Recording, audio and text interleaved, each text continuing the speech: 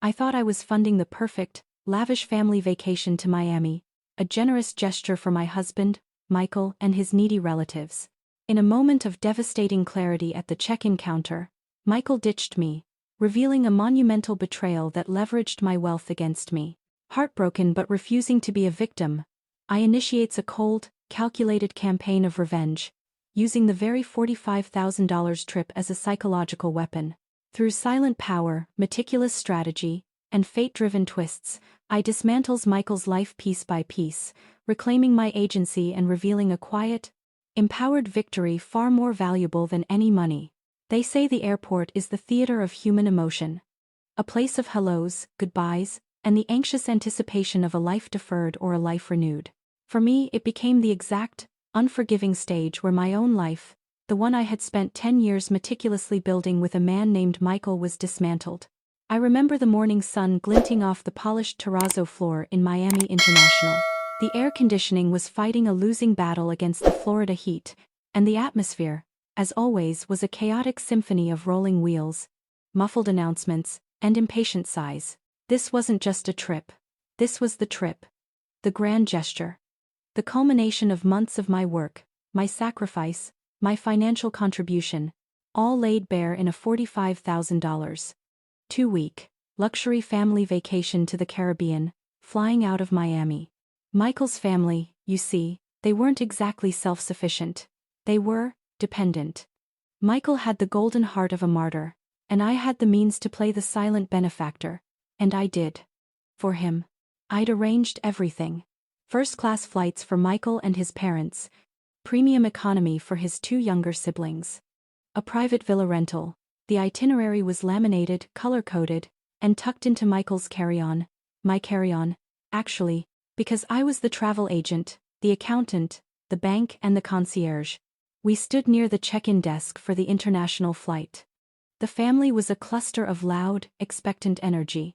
Michael's mother, Carol, was already complaining about the weight of her handbag. Michael was trying to mediate, that familiar line of sweat forming just above his brow. I watched them. Not with resentment, not yet, but with a profound, quiet exhaustion. I had paid $45,000 for this moment. To see Michael relieved of his endless obligation, to be seen, finally, as the generous wife who held the whole family afloat. That was the currency I was dealing in, his love, exchanged for my money.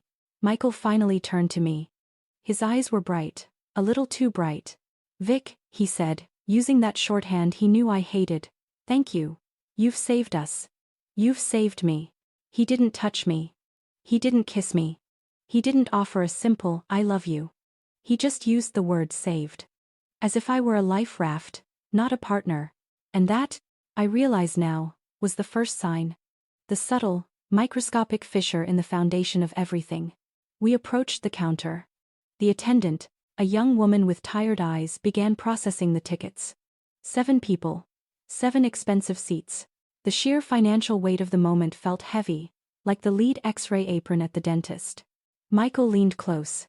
"The tickets are only in their names, right, Victoria?" he murmured. "Just to keep things simple." I frowned. "No, Michael. I booked an economy seat for myself. I told you. I'm coming for the first week. I need the break. I'll fly back early for the merger meeting." He had a strange, strained look, a look I had dismissed as pre-vacation stress. The kind of look a man has when he's about to confess he scratched the car. "Oh, right. The economy seat," he said, but his voice was flat, empty of recognition. I remembered the confirmation email. The seat number 21F. I had deliberately chosen an aisle seat, far from the family cluster, a quiet space to decompress. I reached for my phone, pulling up the digital itinerary. The young woman at the counter cleared her throat. "Sir, I have 5 passengers confirmed in this booking, plus your parents in first class. Is that correct?" "A total of 7 confirmed passengers." "Yes, that's right," Michael said, his voice loud, cutting off the counter agent. 7 people. My family. That's everyone. I felt a coldness wash over me that had nothing to do with the air conditioning. It started in my gut and radiated outward. "Wait, what about Victoria?" I asked, my voice barely a thread. Michael's smile vanished. He turned to me, and the mask slipped completely. His eyes were cold, devoid of the love I thought I'd paid for. "Victoria," he said, not kindly, but with a harsh, surgical detachment. "You're not coming." The background noise of the airport, the announcements, the crowds, the rolling luggage, it all faded into a dull, underwater hum. The $45,000 trip. My money. My vacation. And he was standing there, telling me I wasn't invited. "What do you mean, I'm not coming?" I whispered. His mother, Carol, piped up, her voice a grating, dismissive sound. "Well, dear, you know how Michael gets. He says you're so busy with the merger. He said you realized you just couldn't leave the office." A lie. A coordinated lie. Michael stepped closer, lowering his voice, but the malice was palpable. "We talked about this, Victoria. It was just easier this way. The family needs this time. You're stressed. Take a spa day. You can't afford to miss the board meeting, right?" He wasn't suggesting. He wasn't apologizing. He was telling me, having already executed his plan. The economy ticket I had booked, the one I had confirmed just last night, was gone. He must have called the airline, cancelled me, and rerouted the small refund. No, he wouldn't have rerouted a refund to me. I opened my mouth, but the fury had choked the words to dust. I looked at the check-in screen, the 7 names listed, none of them mine. I looked at Michael, whose face was a carefully constructed mask of noble sacrifice. I looked at his family, who were now pointedly ignoring me, talking excitedly about the duty-free shop. The moment stretched, thick and poisonous.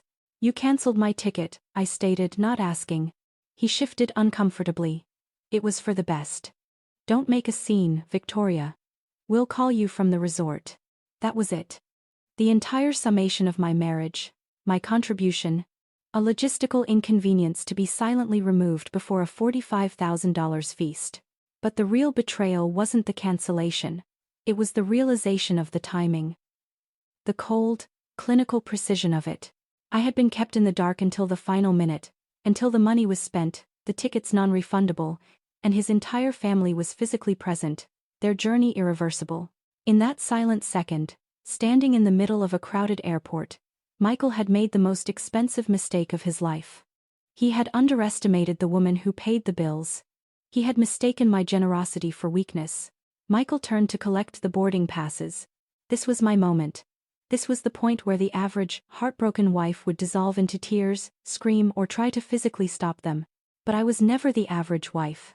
I took a deep breath, smoothing the invisible crease in my expensive linen jacket. My mind, trained in high-stakes corporate mergers, was already at work. The pain was still there, a jagged spike in my chest, but I locked it away. That pain would be fuel. That pain would be his undoing. I needed to extract myself from this public humiliation with grace, and then I needed to become a ghost. A highly motivated, heavily resourced ghost. "All right, Michael," I said, my voice shockingly level. "Have a wonderful time. All of you." I even managed a small, empty smile for Carol. Carol, satisfied with my meek capitulation, nodded smugly. "We will, dear.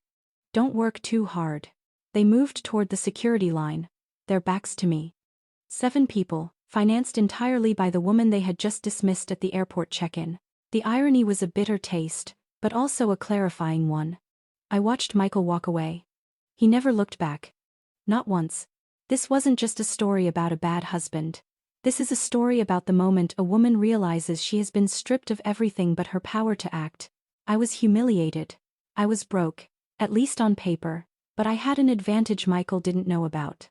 And if you've ever been underestimated, if you've ever had to find strength where there was only heartbreak, I need you to understand what's coming next. Click that subscribe button right now. Don't think, just click it. Because if you don't, I worry you'll be missing the crucial moment I figured out how to win.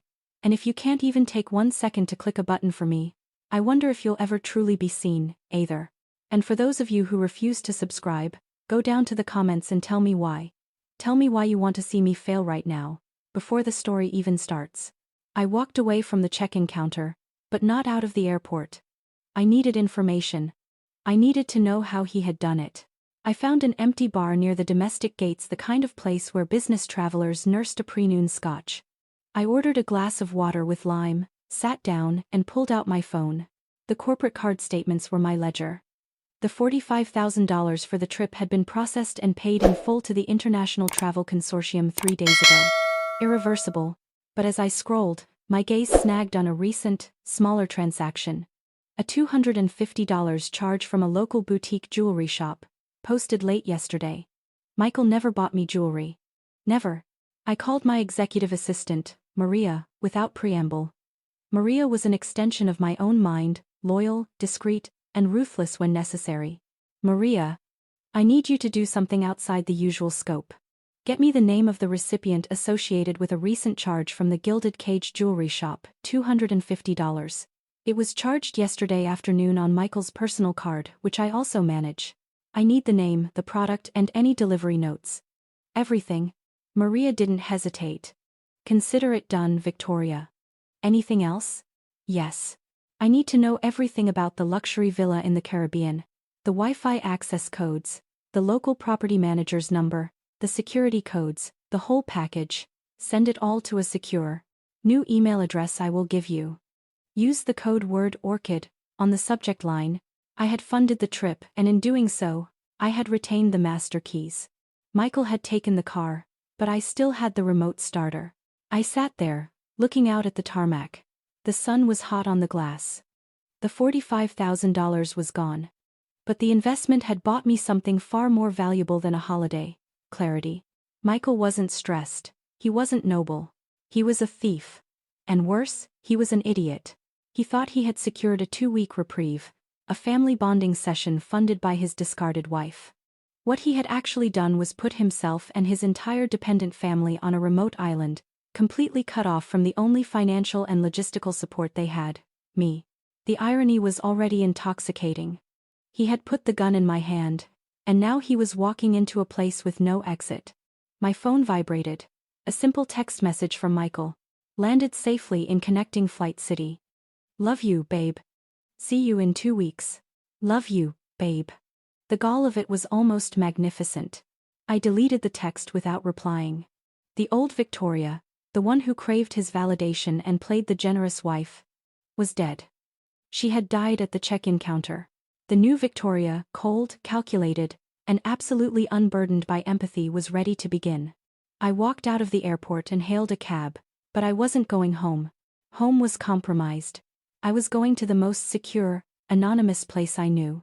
I called Maria back. Maria, I need the details on that jewelry transaction. Did you get anything? Yes, Victoria. The Gilded Cage. A small silver locket engraved with the initials M and S. M was Michael. S was not Victoria.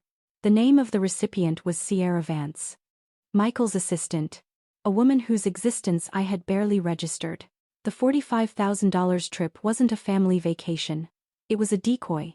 And the story wasn't over. It had only just begun. The Caribbean vacation was now a 2-week clock, and Michael was racing against a deadline he didn't even know existed. The taxi ride was silent, save for the hum of the engine and the distant city sounds. My usual route home, the one that ended in the quiet comfort of the house Michael and I shared, felt like a destination from another lifetime. I instructed the driver to take me to a small, unassuming hotel downtown, one known for its anonymity and extended stay options. It was a place I had used for late-night work sprints, far from the distractions of home. Now, it was my refuge, my command center. The initials M and S echoed in my mind. Sierra Vance, Michael's assistant. A woman I had met perhaps twice in passing, always in the blur of an office holiday party or a quick coffee run. She was young, efficient, unassuming. She was forgettable, or so I had thought. The pain, which I had so meticulously locked away at the airport, now began to seep through the cracks. It wasn't the sharp, immediate agony of betrayal yet, but a dull, spreading ache, like a bruise forming in slow motion. $45,000. For her. For them. While I was left behind, a fool at the gate.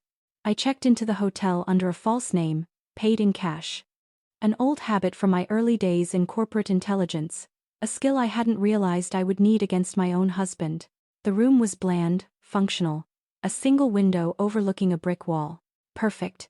No distractions, no comforts, just a sterile environment for a sterile task. I unpacked nothing. My emergency bag, always prepared for unexpected business trips. Contained only essentials. A laptop, burner phone, a few changes of clothes, and a small, leather-bound journal. I had used it to plan market strategies.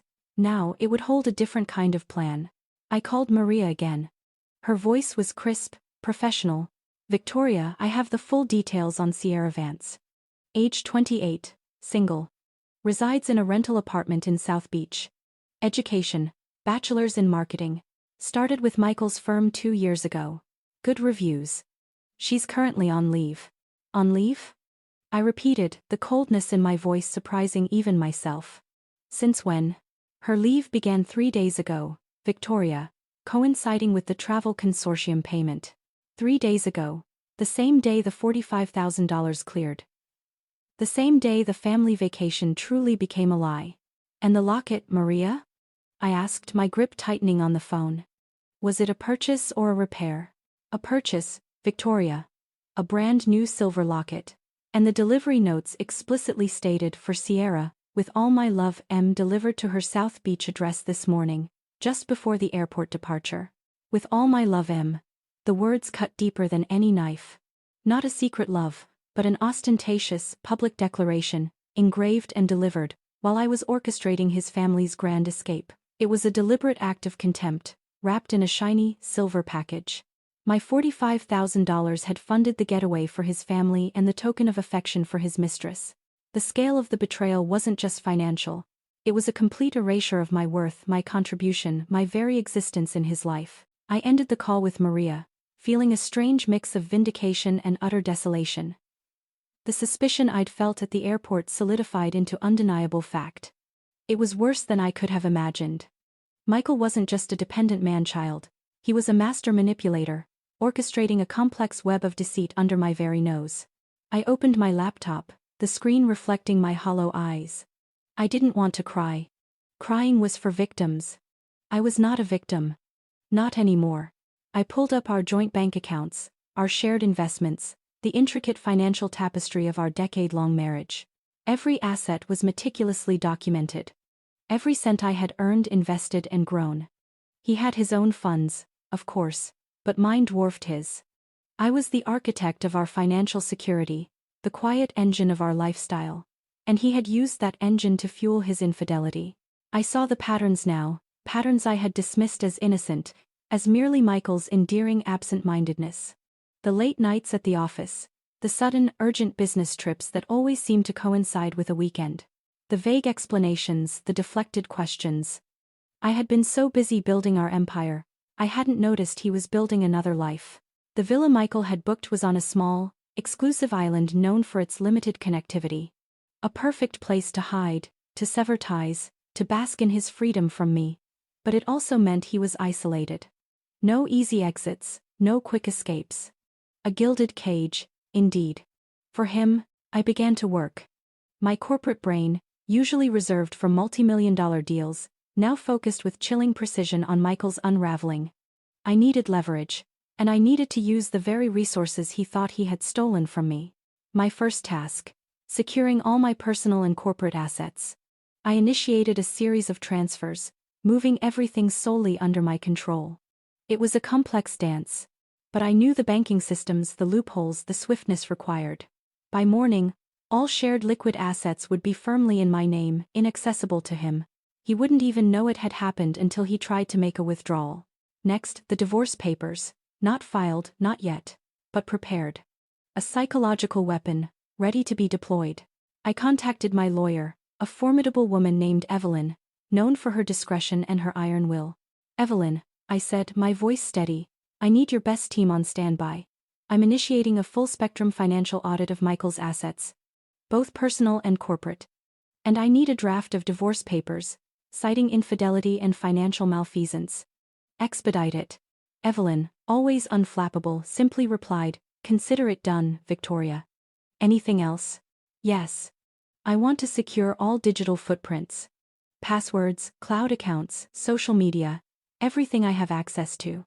I want to lock him out, but subtly, and I want to ensure I have copies of everything. Every email, every text, every photo. He had forgotten that I managed his digital life, too. His schedules, his appointments, his online banking. His entire existence was, in a way, an open book to me. A book I was now reading with chilling clarity. As I worked through the night, a new detail emerged from Michael's old emails, something I had overlooked in years past. An old message from his mother, Carol, about a small trust fund, not for Michael but for his youngest sister, Lily. A fund that Michael was supposed to be managing, a fund that Carol was always worried about. I vaguely remembered the conversation years ago, dismissing it as more family drama. But now, it felt like a loose thread in a carefully woven tapestry of lies. I started digging, cross-referencing old bank statements, checking the obscure account numbers I had access to. And there it was. Not a large amount, not like the $45,000 for the trip, but a consistent, small outflow of funds from Lily's trust. Not to Lily. Not for her education or her welfare, but into an account I didn't recognize, an account linked to Michael's old, personal email address, the one he thought I never checked. He wasn't just unfaithful, he was embezzling from his own family. From his youngest sister, the initial heartbreak morphed into something colder, harder. This wasn't just about me anymore. This was about a pattern of predatory behavior, using the love and trust of those around him for his own gain. The $45,000 vacation was just the largest, most audacious iteration of a long-standing modus operandi. The hotel room, with its anonymous walls, felt like a cocoon. I was shedding my old skin, the naive, generous wife. And I was emerging as something else entirely. Something sharp, something dangerous. Maria's next update came just after dawn. A concise email, Orchid, all villa details secured. Wi-Fi credentials, property manager contact, security protocols, files encrypted and sent to your secure address. Perfect. Michael might have thought he had cut me out, but I had just gained remote control of his entire vacation. I brewed a cup of the terrible hotel coffee, the bitter taste a fitting counterpoint to the bitter truth. The sun was just beginning to cast long shadows across the Miami buildings. The city was waking up, oblivious to the quiet war I was waging. Michael and his family would be landing on the island soon. They would expect paradise. They would expect me to be reeling from shock, weeping into a pillow, or frantically calling his phone. They would be wrong. I opened a new document on my laptop. A grid. Week 1. Week 2. Each day broken into hours. And next to it, a column for Michael's known habits, his family's quirks, their expectations. This wasn't going to be about grand, dramatic gestures. This was going to be about small, precise cuts. 1,000 paper cuts, applied with surgical precision. I thought about Sierra Vance, settling into her South Beach apartment, wearing her new locket with M's initial, blissfully unaware that her secret lover was currently stranded on an island with his entire, demanding family, courtesy of the woman he had just abandoned. Oh, Michael. You thought you were so clever. You thought you were free. But freedom, I had learned, was a privilege earned, not stolen. And the cost of your freedom was far greater than $45,000. It was the complete, utter destruction of your carefully constructed reality. And I, Victoria, was your architect of ruin. I looked at the notes for the villa's Wi-Fi. A standard, easy-to-guess password, so typical of Michael. He always took the path of least resistance. My fingers flew across the keyboard. First, a simple test. A change to the villa's smart thermostat. Just a tiny adjustment, a subtle chill, a hint that someone else was watching. An anonymous ghost in the machine. Anger is a predictable response to betrayal. It's loud, messy, and grants the aggressor the satisfaction of seeing you bleed. Heartbreak, too, is a surrender. It asks why instead of what next. I was determined to offer Michael neither. The discovery that he was stealing from his own sister, Lily's small trust fund, was the turning point. That knowledge scraped away the last residue of my grief. It transformed Michael from a disappointing husband into a calculated predator. And a predator, I knew, must be systematically neutralized. My plan shifted. This was no longer just a divorce negotiation. It was a forensic takedown, a carefully constructed narrative of his moral and financial failure. The $45,000 trip wasn't the target, it was the mechanism, the lens through which I would focus the light of his deceit onto his own life. I spent the morning running deep background checks, not just on Michael, but on the three most important variables in my new equation. The the family, the island, and Sierra Vance. The family, they were not complicit in the affair, but they were deeply complicit in the dependency. Carol, the mother, demanding and fragile. The siblings, entitled and lazy. Their expectation that I would perpetually fund their lives was the very foundation of Michael's arrogance. They were his anchor. I would cut the rope. The island, remote, exclusive, slow internet, and poor cell service. Perfect. It was a prison disguised as a paradise. My remote access to the villa's smart system was my unseen eye, my silent ear, and then there was Sierra Vance. The locket wearer. The M&S. I had always prided myself on my instinct, my ability to read a room, a contract, a motive. How had I missed her? Because she was a shadow, a quiet, competent young woman who handled Michael's scheduling and correspondence. But as I dug deeper into the corporate files Maria had secured, I saw a pattern that transcended cheap infidelity. Michael's firm had recently secured a controversial, high-risk construction contract in Central America, a deal I had explicitly advised him against.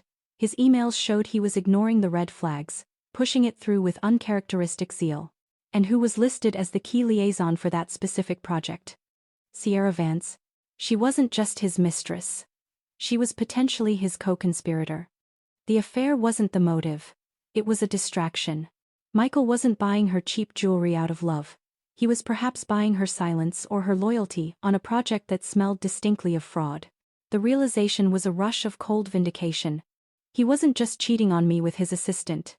He was potentially involving her in illegal corporate activities.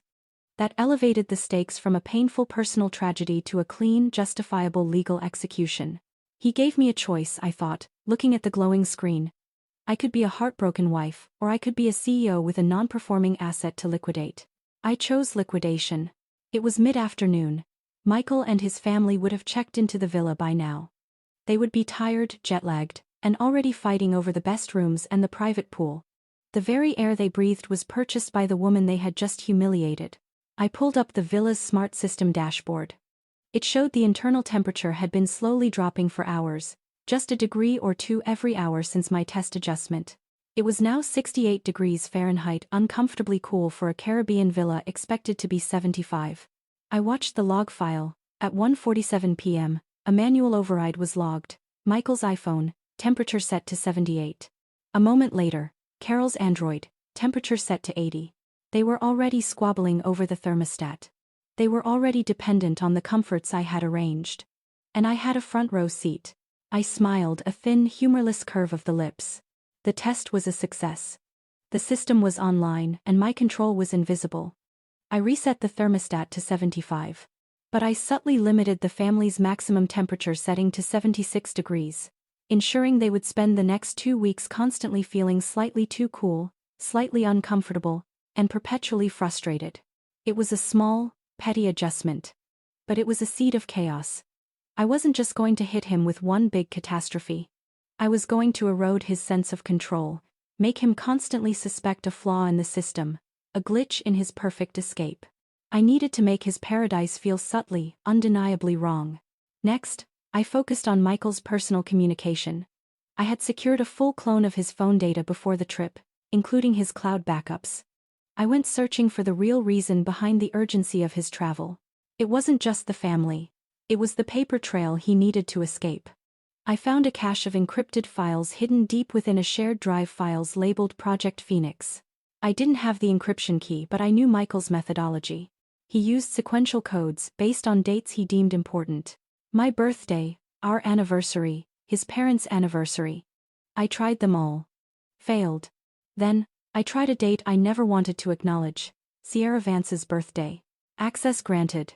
Project Phoenix. It was a series of meticulously planned transactions designed to siphon funds from his firm's construction contract into offshore accounts. Accounts that were not in Michael's name, but cleverly layered behind shell corporations. And the named director of the first shell company? S. Vance Holdings. The silver locket wasn't a love token. It was a retainer. Sierra Vance wasn't just the other woman. She was a critical, documented component in a scheme that went far beyond mere adultery. This was wire fraud, conspiracy, and, coupled with the Lily's trust embezzlement, a clear pattern of criminal deception. My hands were shaking, not from fear, but from the sudden, powerful rush of control. He had given me a golden key to his destruction, and he hadn't even realized it. I contacted Evelyn, my lawyer, again. This time, my tone was purely executive. Evelyn, suspend all work on the divorce filing for 48 hours. I have new, potentially criminal evidence that changes the strategy completely. I need to focus on securing the paper trail related to Project Phoenix and an offshore entity called S. Vance Holdings. This is not a divorce. This is a criminal investigation. I instructed her to immediately prepare a legal lien against all assets tied to Michael's firm, and to prepare an anonymous tip to the Financial Crimes Division, detailing the modus operandi without naming Michael yet. I wanted the net cast wide, allowing him to fly into it when he returned, rather than sending a warning while he was still thousands of miles away. He needed to feel safe first. He needed to believe he had won.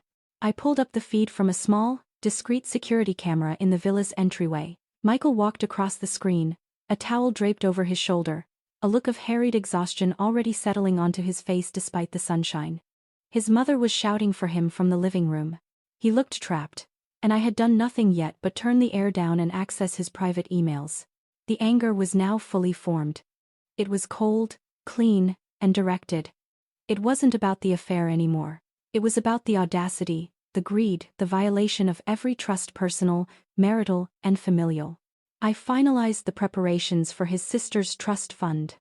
I had enough evidence to freeze Lily's account, citing a fraudulent manager, Michael. I knew freezing the account would cause immediate catastrophic chaos for Carol, who depended on that small influx of cash. It would be my first true volley, a small, unavoidable crisis that would start the disintegration of Michael's peaceful vacation. I calculated the timing. Michael would still be dealing with the thermostat and the jet lag. He wouldn't be checking the family's obscure financial accounts for at least another 24 hours. I had a window. I scheduled the freeze to execute in exactly 12 hours. I packed up my laptop. The hotel room was too small for the magnitude of the next steps. I needed to move back into my own house, not to live, but to stage. To use my familiar environment as a backdrop for the meticulous dismantling of his. He was away for 2 weeks. The house was mine. Michael, you wanted a life without me. You've got it. But the life you take from me, I will take back from you, piece by agonizing piece. You spent $45,000 to abandon me.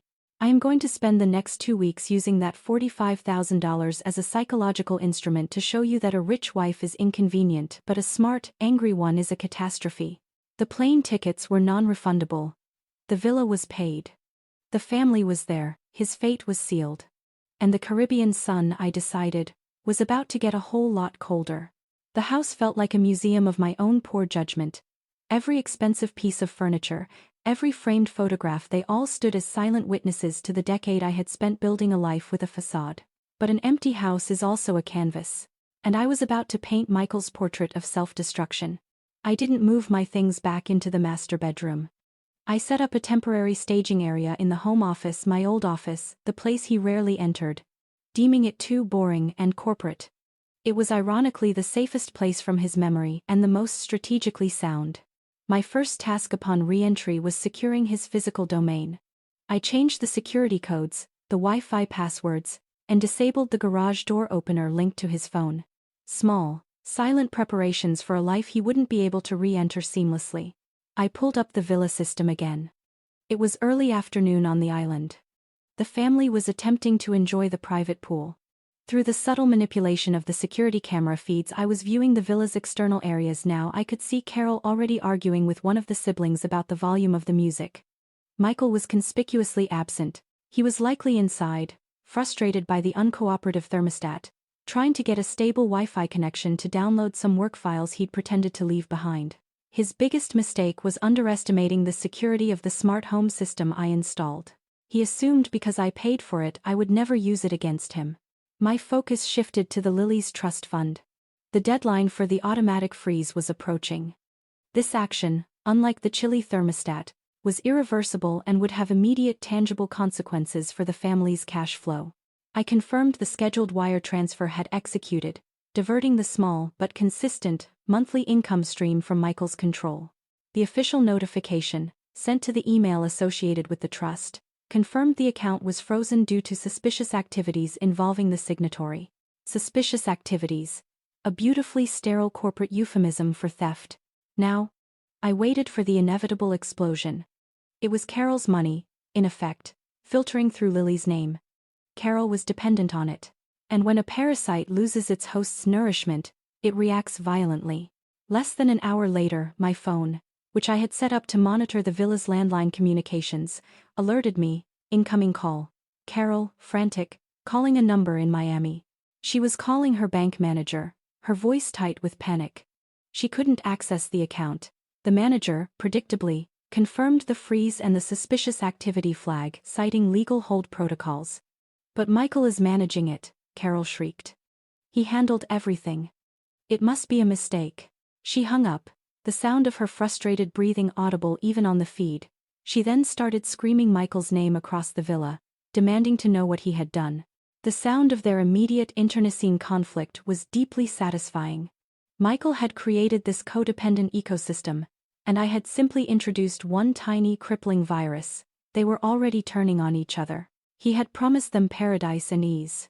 I had given him the responsibility of cleaning up the mess he'd created back home, only to introduce a far greater, more immediate crisis in their sanctuary.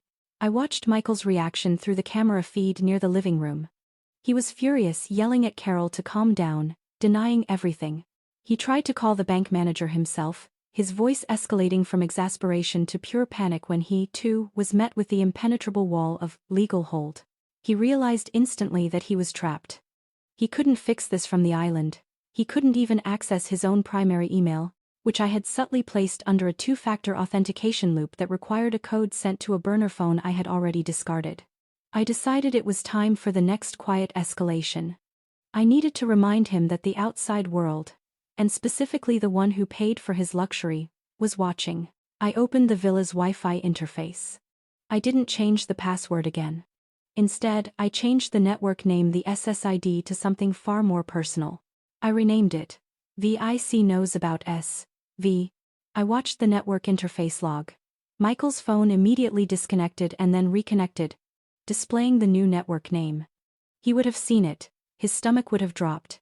He couldn't ignore it.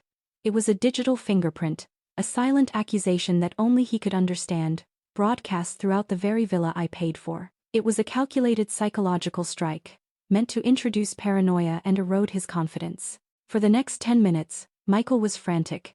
He stalked around the villa, checking his phone, looking for external access points, arguing with his family about who was hacking the internet. He didn't want the others to see the network name. A clear sign he understood the specificity of the message. He finally settled on the most obvious, desperate path. He tried to call me. My phone vibrated with his incoming call. I let it ring once, twice, 3 times. Then, I sent him a single, carefully crafted text message from my number. The merger is underway. Non-performing assets must be liquidated. Enjoy the quiet time, Michael. You need it. I blocked his number immediately afterward. No call, no screaming, no emotional gratification for him. Just a cold, corporate dismissal, delivered straight to his pocket.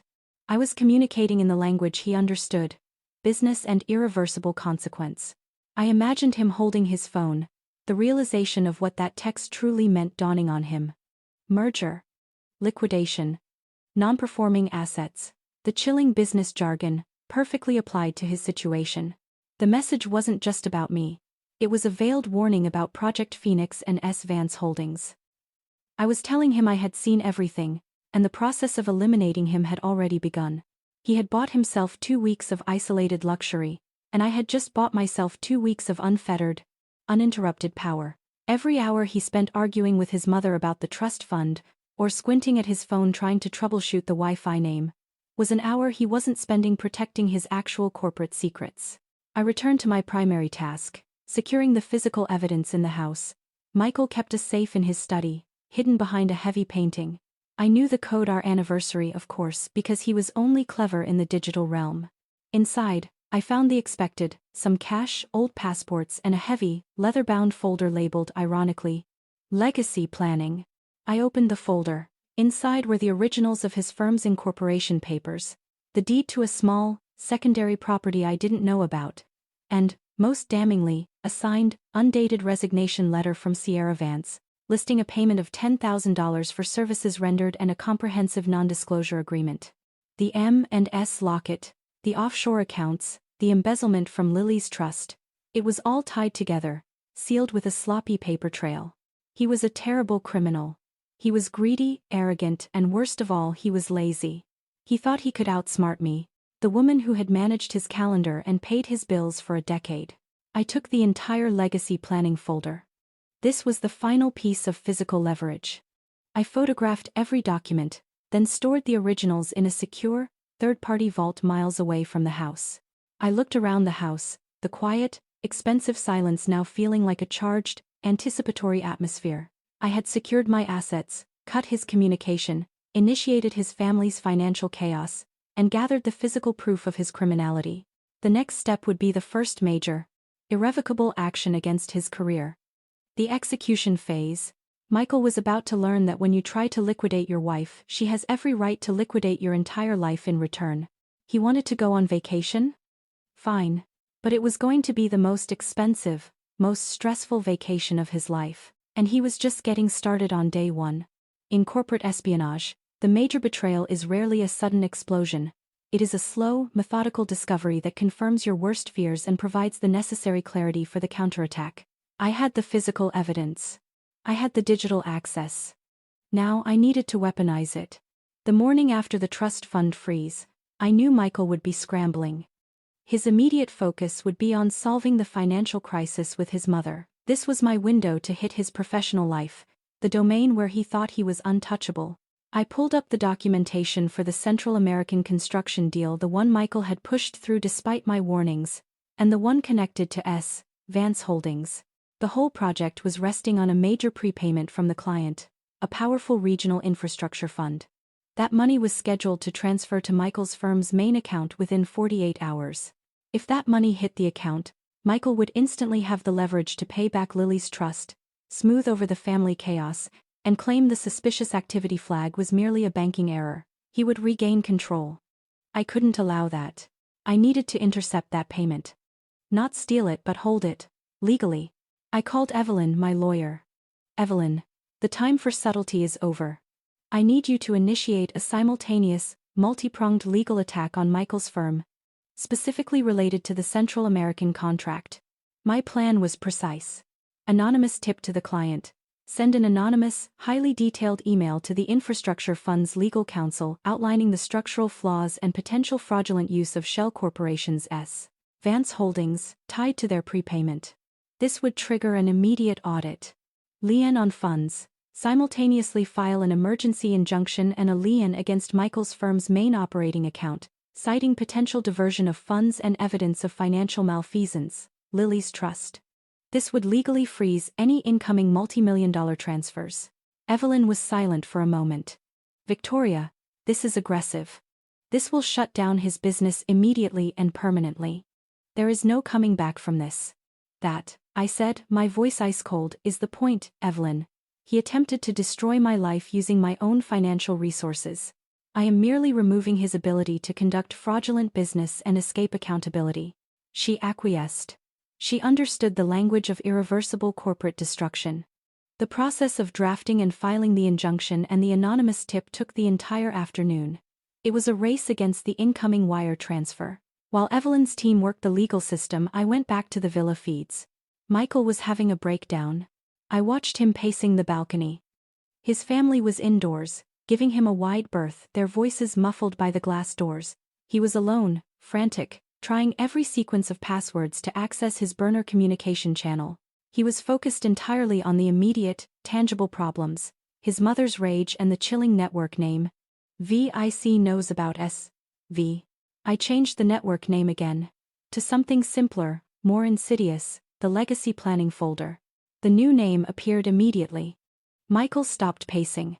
He stared at his phone, then violently threw it onto the balcony floor. He didn't break the phone. He was too cheap for that. But the gesture was pure desperation. He knew. I had the folder. I had the evidence that could destroy his entire career and expose his crimes to the world. The look on his face, even blurred by the security feed, was everything I had paid $45,000 for. It was the moment the betrayal was revealed to him, not just the affair, but the comprehensive, detailed exposure of his criminal enterprise. He ran inside, grabbing the villa's landline. He couldn't call me. I was blocked. He called his business partner David. He was lying to David, poorly, incoherently. He blamed the trust fund freeze on a routine audit, and claimed the Wi-Fi issue was a local service provider glitch. But the panic in his voice betrayed him. He ended the call, knowing he hadn't convinced David. He knew the dominoes were falling. My final, small adjustment for the day was purely psychological. I accessed the villa's smart refrigerator. It had an inventory system I had configured for the housekeeper. I added a new, single item to the grocery list, one that would appear on the screen every time they opened the fridge. The item, silver locket cleaning solution. A quiet, inescapable reminder that I knew every detail, even the small, tacky gift he had purchased for his mistress. Michael was already under siege from his family and the legal system. This was just a final pinprick of paranoia. The next morning, I received confirmation from Evelyn. The anonymous tip to the client fund had been delivered, including the evidence of S. Vance Holdings. More critically, the emergency lien was filed and approved. The multi-million-dollar wire transfer had been intercepted. It was sitting in limbo, frozen, awaiting the outcome of the fraud investigation that I had just initiated. The $45,000 had bought him a vacation, but my countermove had just cost him his entire company. The firm was now in receivership, unable to access operational capital, and staring down the barrel of a multi-million-dollar international fraud investigation triggered by his largest client. The major betrayal was revealed, not by my screaming, but by the cold, unforgiving mechanism of the corporate world. I hadn't filed for divorce yet, but I had already destroyed his livelihood. I knew he would try to leave the island. He couldn't fix this remotely. He needed to get back to Miami. But getting back wasn't going to be simple. I called Maria. Maria, I need you to contact the airport in the Caribbean and the commercial charter services. I need to know every single outbound flight and private charter request filed under Michael's name or any of his family's names for the next 72 hours. I want real-time alerts. Michael had bought non-refundable, round-trip tickets. If he flew back early, he would forfeit the last leg, and those tickets were tied to the rest of his family's return journey. But he couldn't wait 2 weeks. His company would be bankrupt before then. He was faced with a stark choice: stay and watch his business collapse from a distance, or leave his family stranded and attempt a desperate, expensive emergency flight home. I knew Michael. He was selfish. He would choose the latter. He would abandon them again. I pulled up the villa feed one last time that night. Michael was sitting alone, staring out at the dark ocean. He held his head in his hands. He was defeated, not by a screaming wife but by the sheer, unyielding weight of his own consequences. I had paid for the quiet. I had paid for the solitude. I had paid for his 2 weeks of isolated contemplation, and now I was making him use it.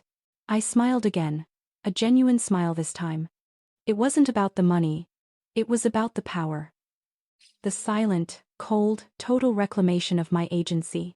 He thought he had left a weeping woman at the airport. He had actually left a CEO with a vendetta and the means to execute it perfectly. His downfall was not an accident. It was a merger of incompetence and arrogance, and I was merely the executioner. The clock was ticking, and the island was about to run out of escape routes. There is a stillness that follows the initial shock of decisive action. The adrenaline recedes, and you are left with the cold, hard reality of what you have done. I had just financially crippled the man I had married. I had exposed him to legal scrutiny and turned his family against him. I had traded 2 weeks of emotional agony for 2 weeks of calculated surgical destruction. And yet, sitting there watching the dew burn off the grass, I didn't feel the triumph I expected. I felt empty. The vengeance was clean, but it couldn't refill the decade of lost trust.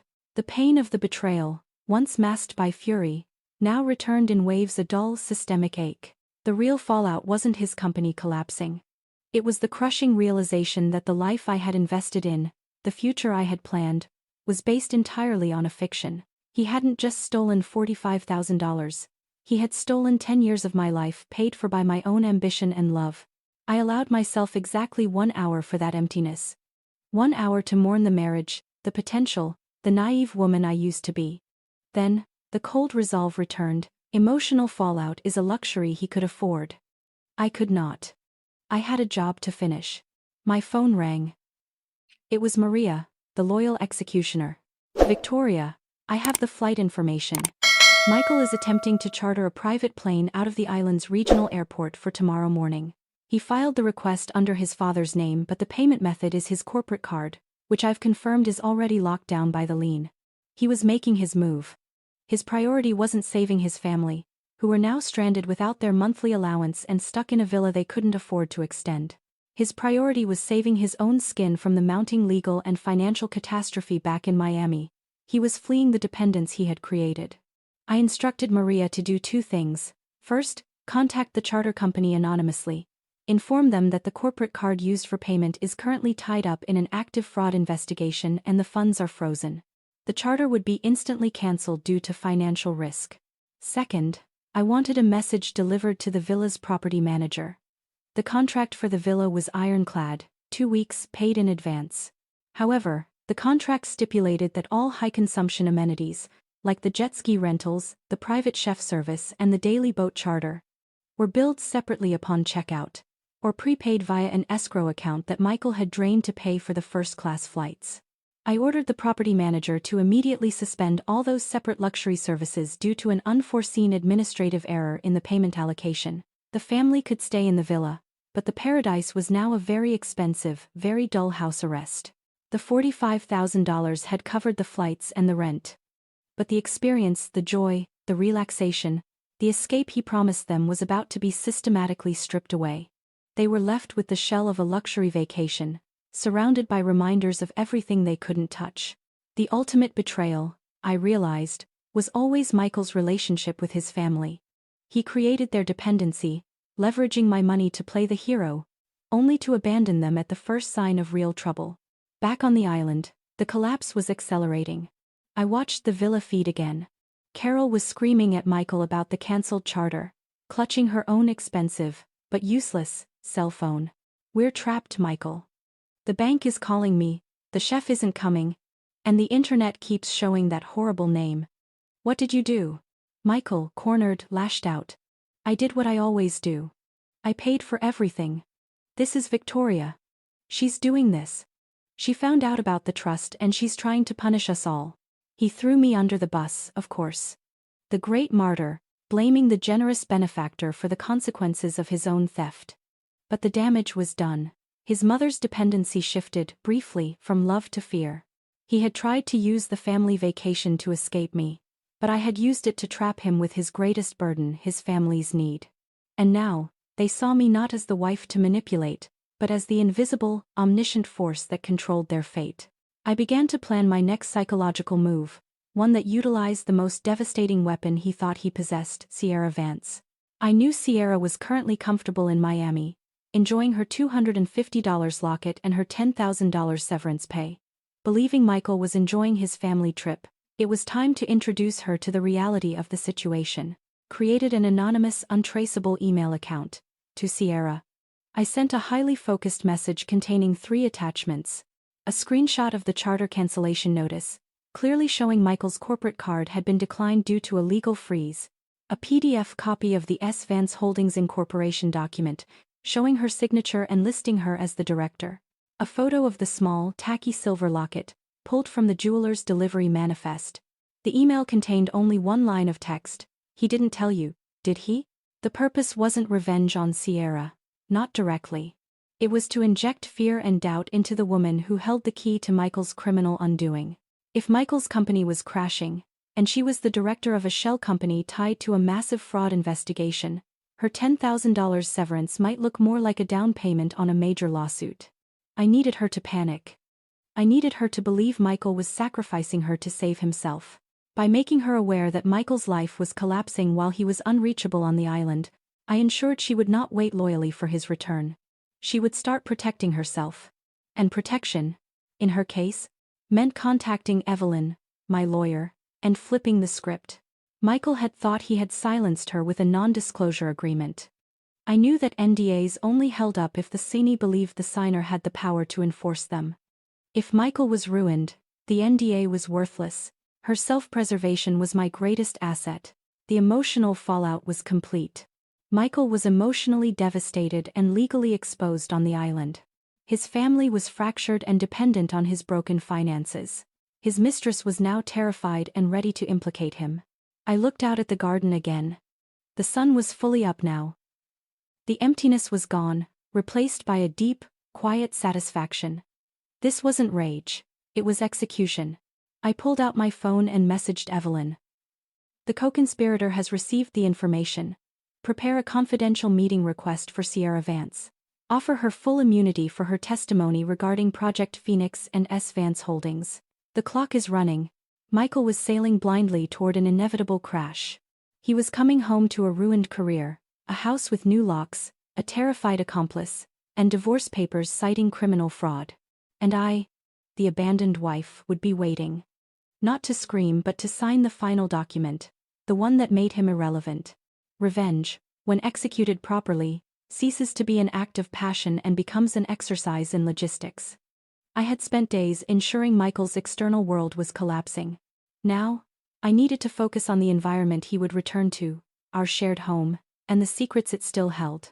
I was operating on the assumption that Michael would find a way off the island within the next 48 hours. He had to. The combination of the family's turmoil, the cancelled charter, and the cryptic network names would have pushed him past his breaking point. He would charter something else, anything, using cash or begging a desperate favor. The house, however, needed to be a physical trap, not just a metaphor.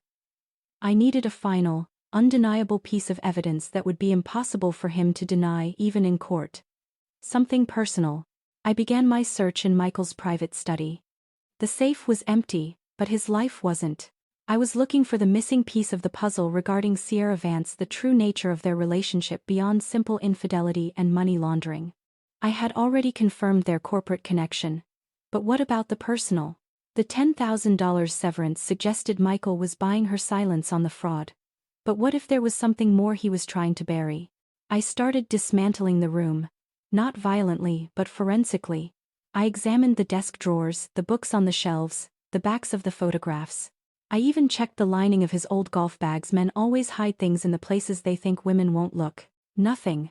Just the usual clutter of a self-important man. Then, I noticed the heavy wooden humidor on his credenza. He rarely smoked cigars, so it was always locked, a decorative piece more than functional. I tried the obvious codes. Our anniversary, his parents' anniversary, failed. Then, I remembered the only date he truly seemed to care about, his birthday. The lock clicked open. Inside, beneath a few dry, dusty Cuban cigars, was not cash or jewelry but a small, heavy, rectangular object wrapped in tissue paper. I unwrapped it slowly. It was a small, high-end digital recorder. The color drained from my face. Michael was meticulous about his business dealings, but recording private conversations was a new level of paranoia. I plugged the recorder into my laptop and found two files. One, simply labeled D-Day Talk. The other, labeled Sierra Final.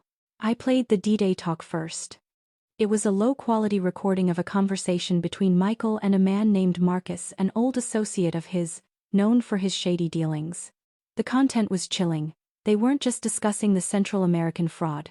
They were discussing how to frame me for it if it went wrong. If the audit hits, we pivot. We use the trust accounts. We make it look like Victoria managed the overseas financing without my knowledge. Her corporate connections, her liquidity, it makes sense. She was the one who funded the whole trip, remember? It's the perfect cover. And the shell company? S. Vance. She'll flip when the pressure mounts. That's why I have the resignation and the NDA. We pin the operational aspects on Sierra, and the oversight and funding on Victoria. We walk away clean. The emotional fallout was instantly eclipsed by pure, focused rage. He wasn't just abandoning me. He was preparing to destroy my life, my reputation, and my corporate career to save himself from jail. The $45,000 was not just a distraction. It was the final, largest financial footprint to link me to the fraud. The second file, Sierra Final, was a recording of Michael's conversation with Sierra Vance, likely right before he left for the airport. Michael, I'm terrified. If your wife finds out about the holdings company, I'm ruined. I thought this was just about us. Relax, S. I'm taking the family on a long trip. Victoria is too focused on her merger to notice anything. The NDA covers the rest. Just stay quiet. We're in this together. And hey, I got you something. A little silver locket. M and S. Now stop stressing. The hypocrisy was stunning. He was simultaneously lying to his mistress, preparing to throw her to the wolves, and confirming his plan to frame me. The secret discovery was not just the affair, but the depth of his malice, the willingness to commit full-spectrum character assassination and corporate ruin against the two women closest to him. This recording was my ultimate weapon. It provided his motive, confirmed the conspiracy, and proved his intent to frame me. It was the key to walking away not just wealthy, but completely exonerated. I contacted Evelyn immediately, sending her the encrypted files. Her response was one of professional awe. Victoria, this recording changes everything. This is clear evidence of conspiracy to commit fraud and financial malfeasance. We now have a clean path to full immunity for Sierra Vance if she cooperates, and an absolute defense for you. The defense is secondary, Evelyn, I corrected her. The destruction is primary. I want him to face the full consequence of his crimes. He needs to know I listened to him plan my ruin. And then, he needs to face the consequences. Now, I had the final move. I had the power to not just freeze his assets but to freeze his life. I looked back at the villa feed. Michael was still pacing, agitated. He was trying to call the charter company again, desperate. I decided to introduce the recording into his reality. But not directly. I accessed the villa's high-end sound system, another amenity I had paid for. I created a very short, anonymous audio file, just 3 seconds of static, followed by the specific, digitized sound of the humidor opening, and then the chilling sound of Michael's voice from the recording. It's the perfect cover. The file was set to play once, at a high volume, through the villa's living room speakers, exactly at midnight local time. Midnight. The darkest hour. He would be alone, likely half-drunk, already convinced he was being watched. The sound would be too short, too specific to be a coincidence, but too brief to be traced. He would hear the sound of his own betrayal, echoing in the luxury villa that had become his cage. He would know, immediately, that the recorder was gone, and the evidence was in my hands. The quiet preparation was complete. I had secured my position, financial freedom, legal exoneration, and irrefutable proof of his criminal intent. He was now running home not to save his company, but to mitigate his impending arrest. I settled back into the chair, watching the clock tick down to midnight on the island. My breathing was steady. My heart rate, perfectly controlled. This was no longer revenge driven by anger, but justice driven by absolute calculation. He had made his bed of lies, and I was about to tuck him in for the final time. The first small execution, the psychological strike, was about to land. He taught me the greatest lesson of all. Trust is weakness, and silence is the loudest weapon. He was coming home. And when he landed, he would walk directly into the trap I had spent the past 3 days building. Midnight on the island. The hour when the mind is most vulnerable, when the day's anxieties are magnified by the oppressive silence. Michael had managed to avoid his family by claiming an urgent need for uninterrupted rest. He was alone in the living room, ostensibly reading a physical book, a desperate attempt to escape the digital surveillance he knew was tracking him. I watched the clock. My small, targeted audio file was set to deploy through the villa's integrated sound system. 3 seconds of static. The sound of the humidor opening. And then, his own voice, confirming his plan to ruin me. Exactly at midnight, a sharp, jarring kshhh of static ripped through the quiet luxury of the villa. Michael's head snapped up. His eyes darted around the room, instantly alert. Then came the sound. The distinct thunk of the heavy humidor lid lifting, amplified by the expensive speakers, and finally, the whisper, clear and cold. It's the perfect cover. The sound cut out. Silence returned, heavier than before. Michael didn't move for a long minute. His face, illuminated only by the faint glow of the moon through the windows, cycled through confusion, dread, and blinding panic. He hadn't just heard a voice. He had heard the sound of the secret vault I had discovered, followed by the confession I now possessed.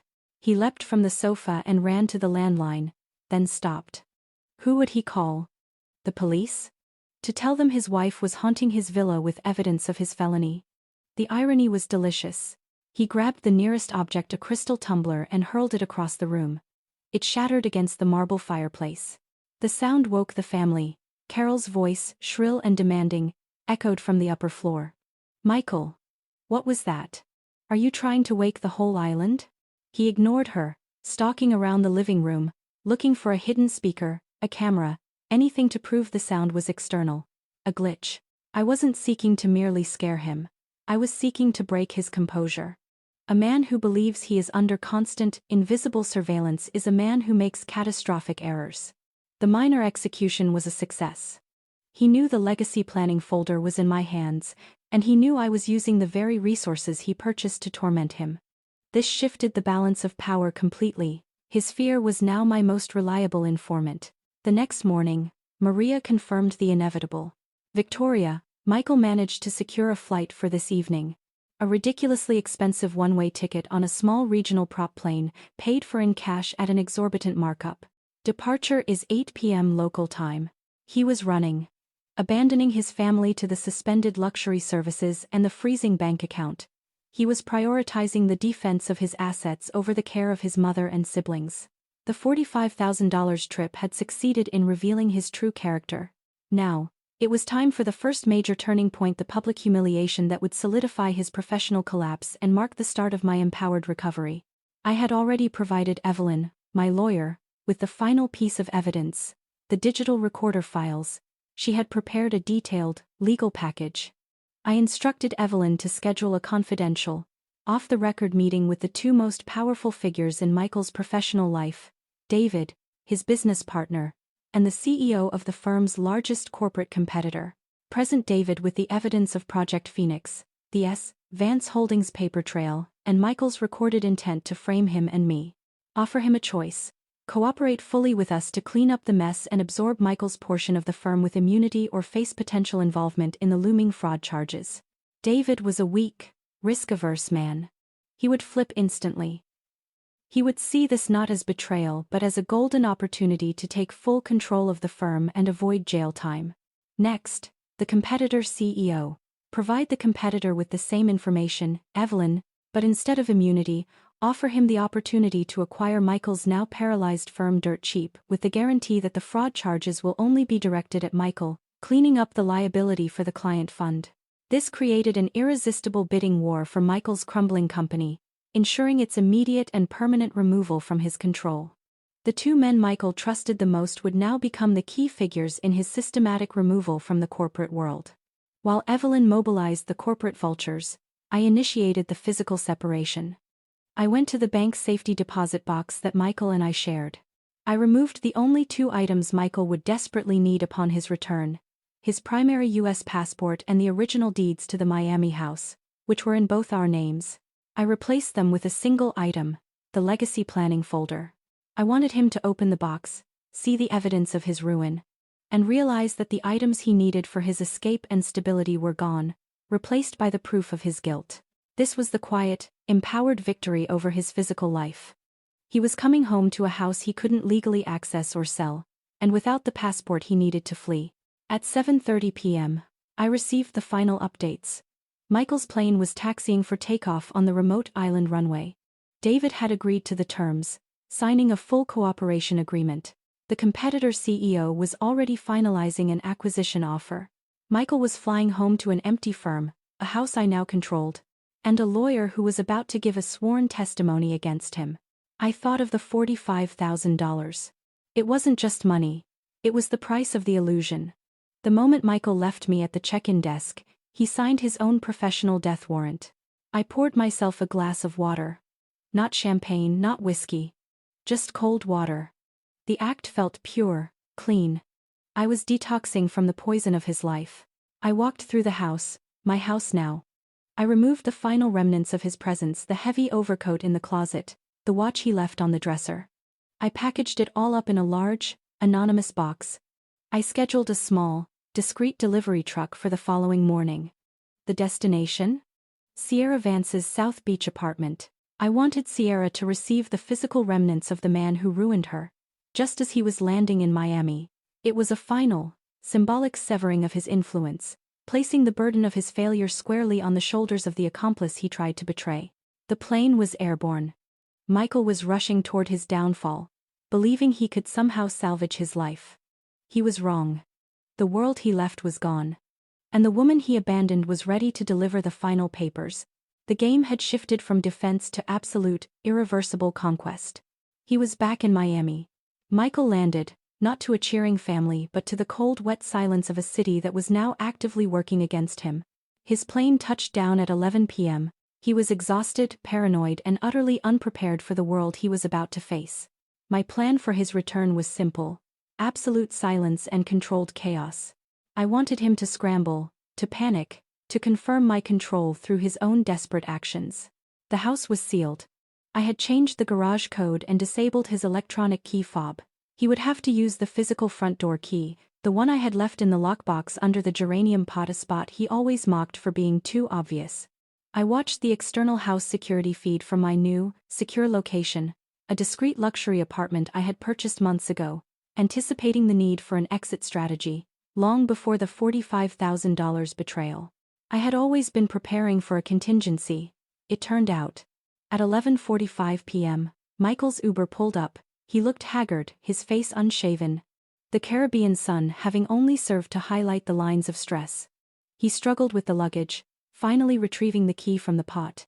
He opened the door and walked into the pristine, silent house. He didn't notice the absence of my luggage. He was too consumed by the immediate need for control. He went straight to the light switch. Nothing happened. I had disabled the main circuit breaker for the living areas. Only the office, my operational base, and the master bedroom were powered, to draw him where I wanted. He stumbled through the dark house, relying on the faint glow of the streetlights through the windows. He checked the security system.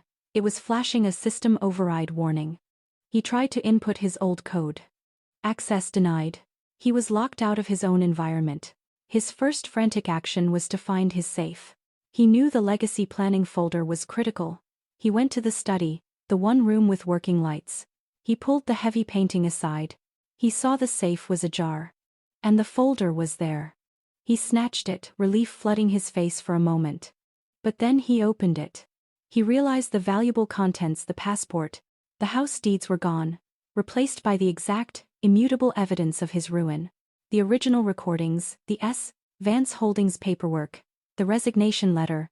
He ran his hand over the documents, recognizing the weight of his exposure.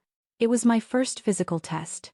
I wanted to see if he would crumble under the weight of the evidence or if he would fight back. He chose to fight.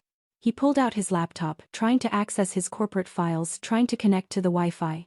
The old password was rejected. He was met with a new, simple network name: the merger is complete. He threw the laptop against the wall, a burst of raw, uncontrolled rage that felt utterly satisfying. The quiet, calculated revenge was working better than any scream. At 7 a.m., I received a confirmation. The anonymous delivery had been made to Sierra Vance's apartment.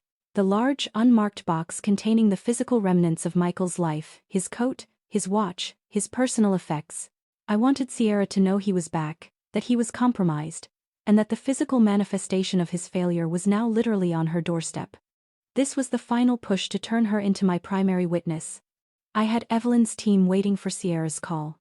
She was now completely isolated, betrayed by Michael, potentially implicated in fraud, and holding his personal belongings.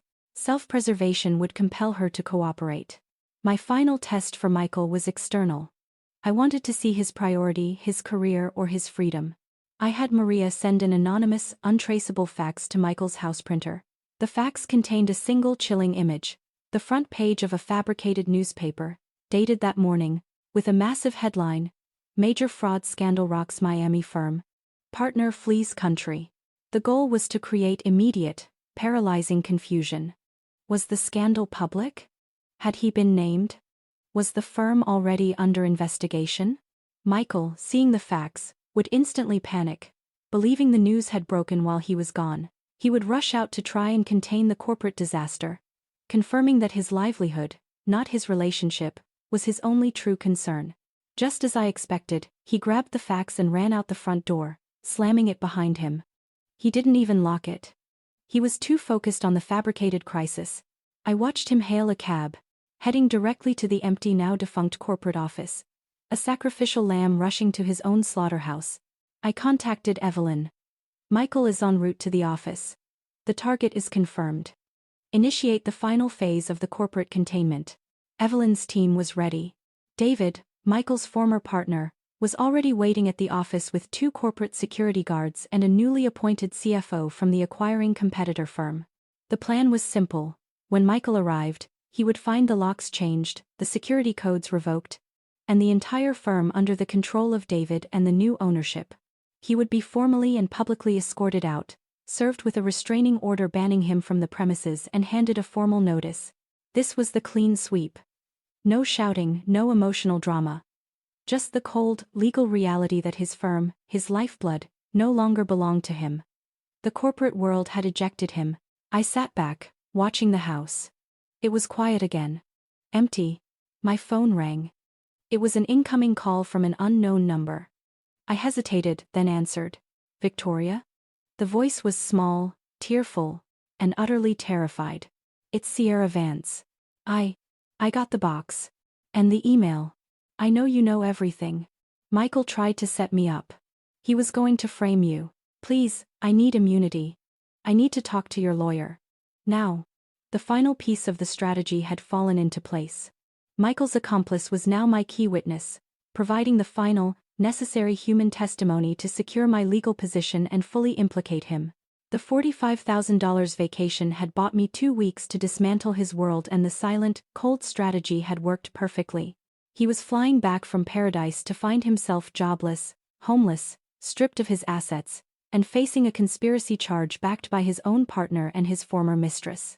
I didn't offer Sierra comfort. I offered her a contract. You will speak only to Evelyn. Tell her everything. If your testimony is verifiable and complete, you walk free. I hung up. The test was over. Michael had failed. Final, chilling thought. Victoria. He wanted to leave me for a family vacation and an assistant. I gave him solitude and the crushing weight of his own consequences. The next time I saw Michael, it would be across a legal table. And he wouldn't have a penny left to pay his lawyer. Victoria narrator. Voice regaining a touch of cold curiosity. Michael's physical removal from his company was clean, swift, and entirely humiliating. He was stripped of his professional identity. He had spent the morning desperately trying to rally support, only to find the doors locked, the accounts drained, and his partner, David, giving him a look of icy betrayal. He was now officially unemployed, facing a massive fraud investigation, and soon to be homeless. But the true midpoint twist, the deepest revelation, was yet to come. I was expecting Sierra Vance's testimony to confirm Michael's recorded confession, the plan to frame me, and the details of Project Phoenix. I expected a clean corporate closure. I was wrong. Pause, heavy anticipation. Evelyn called me late that afternoon, her professional composure slightly shaken. Victoria, I have just concluded the preliminary interview with Miss Vance. The corporate fraud is exactly as you suspected. But there is a personal issue that changes the entire narrative of your marriage. Mini cliffhanger 1. 3 hours 2 minutes and 15 seconds. Victoria. I felt a prickle of unease. My mind raced through possibilities. Another family secret? Another hidden account? Tell me, Evelyn. Quickly. It relates to the secondary property Michael purchased, the one you found the deed for in the legacy planning folder. The one he bought in secret. The property was a small, charming condo near South Beach. I had dismissed it as a simple investment, perhaps meant to house Sierra eventually. Sierra confirmed Michael purchased the property 6 months ago, using a small, undisclosed line of credit against his share of the company assets. He told her it was their future home. Evelyn paused, the silence stretching. However, Sierra never lived there, Victoria. Michael used it as an incubation space, a hideout. A hideout for what, Evelyn? He had the affair at his office, according to the emails. The condo was for the child, Victoria. The child he had with another woman, not Sierra Vance. Felt a massive, silent explosion in my chest. Not anger, but a profound, cold shock. The affair with Sierra was just a smokescreen. A distraction. The $45,000 trip wasn't just to get rid of me for 2 weeks. It was to clear the main house while he addressed a far more permanent liability. The real betrayal wasn't adultery. It was an entirely parallel family. Evelyn continued, her voice low. Sierra was only the mistress, Victoria. Michael was paying her handsomely. The $10,000 severance was mostly hush money to keep her quiet about a woman named Eliza. Eliza is the mother of Michael's 5-month-old son. She and the baby were staying in the South Beach condo. 5 months. Michael had secured a family vacation for his dependents just as his other dependent family reached maximum vulnerability. The timing was sickeningly precise. He was trying to eliminate me and stabilize his new situation before it imploded. I asked about the mother, Eliza. Evelyn confirmed she was entirely naive, a young woman who believed Michael was genuinely committed to her, unaware of my existence. Michael had painted me as the crazy, distant corporate wife who was delaying their future. The $45,000 trip wasn't merely a lie, it was a desperate logistical maneuver. He wasn't fleeing from me. He was fleeing to Eliza and the baby, using the 2 weeks to convince them to move into the main house after the messy divorce was finalized. The revelation was sickening, yet clarifying. It was a perfect, dark mirror of my own life.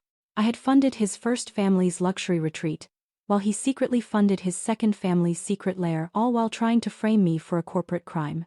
This was no longer just a legal battle, it was a psychological operation. I had to pivot the strategy immediately. I couldn't simply destroy his career and divorce him. I had to use his secret family against him. I instructed Evelyn to contact Eliza's lawyer immediately. Do not mention the fraud. Do not mention me. Simply state that the South Beach property, which Michael used as collateral for a loan, is about to be seized due to foreclosure. And tell her that Michael is unreachable. The objective was to create maximum instability in Michael's new life. He thought he had neatly segmented his existence, keeping his pregnant mistress and his child isolated in a hidden property. I was about to merge the two universes. Michael was now out of the office and without a home. He would need a place to stay. Where would a man, rejected by his business partner and now facing legal heat, go?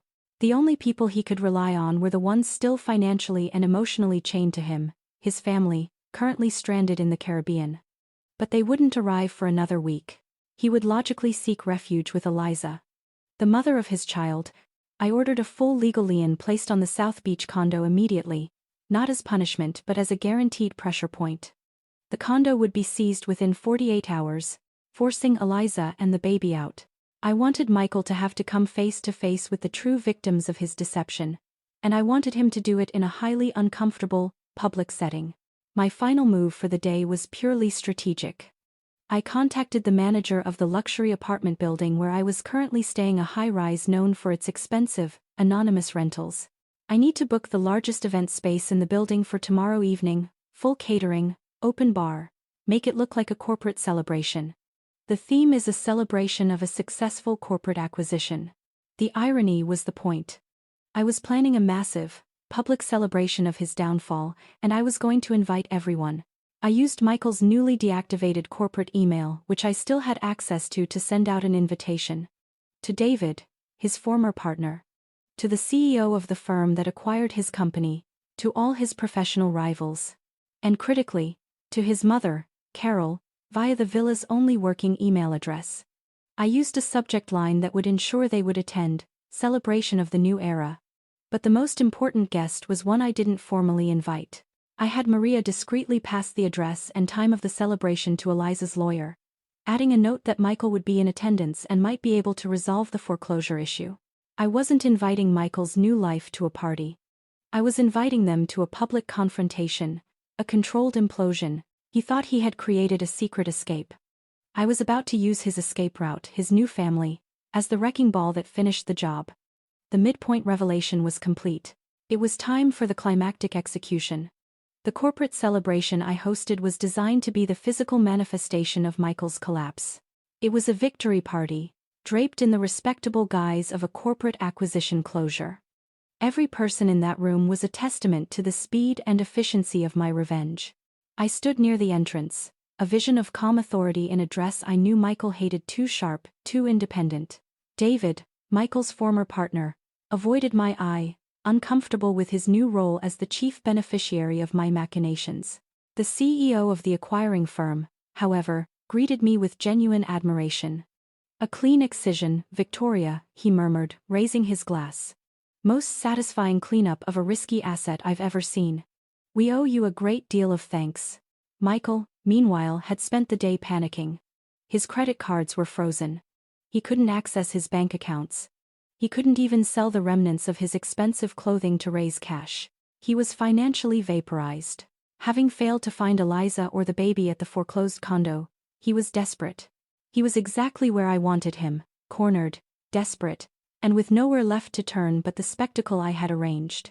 At 8 p.m., he arrived. He pushed past the velvet rope, dressed in the same expensive but now rumpled suit from his flight. He was a ghost at his own funeral. He scanned the room, looking for enemies, but seeing only the faces of the people who now controlled his former life. He spotted David first, moving toward him with a desperate, aggressive stride. David. What is the meaning of this? You can't legally sell the firm. I'm still a partner. I need a lawyer. David, fortified by my guarantee of immunity and his newfound corporate stability, met Michael's aggression with icy indifference. The meaning, Michael, is that the firm had an asset deficiency, a multi-million-dollar fraud liability, and an internal conspiracy to commit corporate malfeasance. The board accepted an acquisition offer to mitigate the damage. You were terminated this morning. Legally and permanently. He held up a restraining order. You are now trespassing. I suggest you leave. Michael's face was a study in pure, unadulterated shock. He was a man who had planned to walk away from his family with millions, only to walk into a room where his entire professional life was being sold off for parts. He turned to me then, the look in his eyes shifting from confusion to blinding hatred. You did this, Victoria. You set all of this up over a stupid vacation. I met his gaze, completely calm.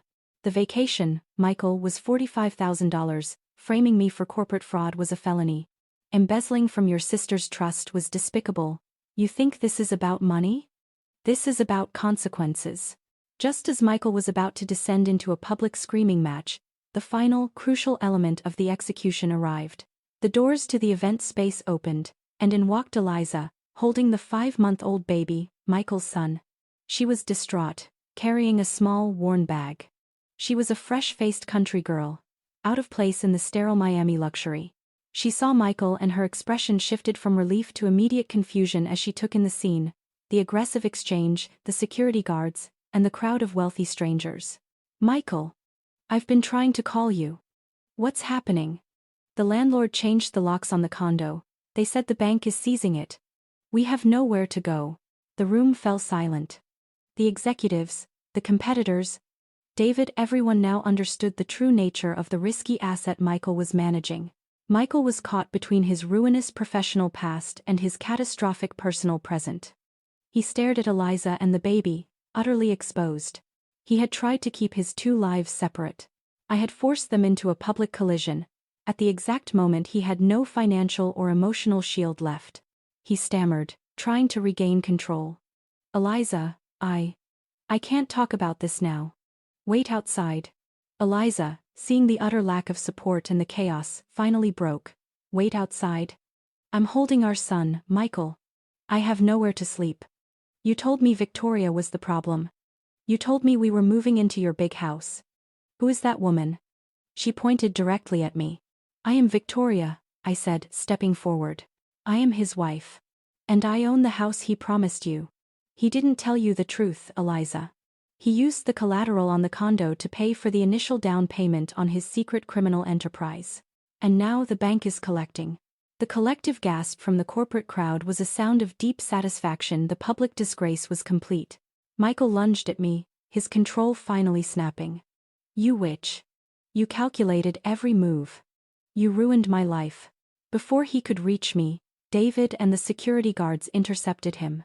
He was restrained, thrashing, yelling obscenities.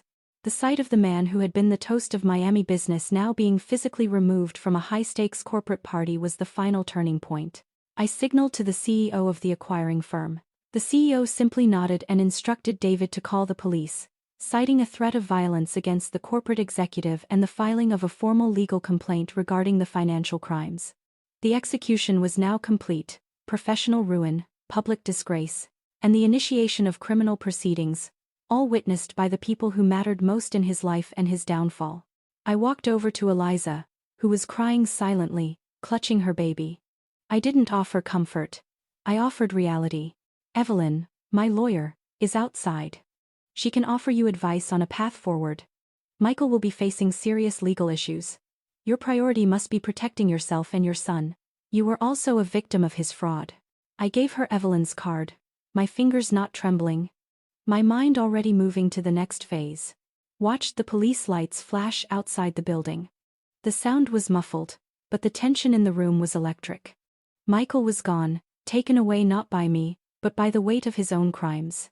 The guests quickly resumed their networking, the brief interruption only serving to heighten the evening's sense of powerful closure. The drama was over. The execution was successful. I turned and walked away from the party, leaving David and the new CEO to finalize the details of their new partnership. I had achieved more than divorce. I had achieved total, existential erasure. He thought $45,000 could buy him a clean slate and a new family. It bought him an arrest warrant, a public humiliation, and the total loss of everything he valued. The victory wasn't loud, it was quiet, absolute, and perfectly timed. Michael's removal from the party was not an ending. It was merely the first, loud domino in a catastrophic chain reaction. The arrest was for minor assault, the physical lunge at me, but it was the leverage needed to hold him until the much larger charges of corporate fraud and embezzlement could be formally filed. The major consequence wasn't just Michael's incarceration. It was the domino effect that rippled outward, touching everyone he had involved, exposing the sheer scale of his reckless dependence. The first domino was his family. They were still on the island, enjoying the expensive scenery and the rapidly diminishing patience of the villa staff. I had placed a call to the villa's property manager.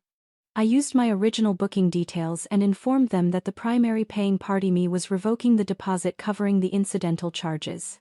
Since Michael had drained the escrow account, the property manager was now facing a significant deficit. The manager, understandably furious, immediately informed the family that the villa was being put on immediate lockdown. No outside services, no food delivery, no cleaning. They were confined to the property, the sheer cost of which now loomed over them like a financial guillotine. Carol, Michael's mother, attempted to call me, using the expensive resort phone line. The desperation in her voice was palpable. "Victoria, please. We are stuck here. Michael isn't answering. The staff is threatening to call the police on us. You have to help us. It's your money that paid for this." I let the phone ring out one final time, then sent her a simple, untraceable text message via a disposable international number. Michael made his choices. Now you face his consequences. Call Evelyn, my lawyer, if you want to discuss return arrangements. She handles Michael's liabilities now. I had shifted their dependency. I was no longer the soft target for their manipulation. I was the cold, efficient gatekeeper to their salvation. The family's fate now rested entirely in the hands of my formidable legal team, who were prepared to offer them budget flights home only after they provided sworn statements about Michael's financial management of Lily's trust.